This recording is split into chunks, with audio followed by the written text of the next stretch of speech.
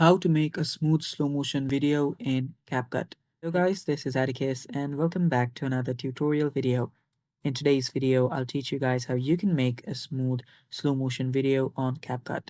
So without any further ado, let's dive right into it.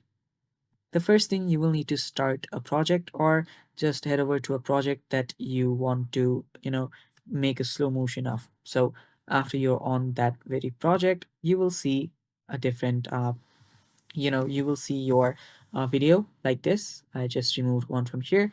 Now after you have a video, simply add it to your track, and after you add it to your track, select the entire video or just the parts of the video that you might want to slow down. So after you're there, what you'll need to do is you will simply need to select the part of the video, and then you will see an option called speed on the top right.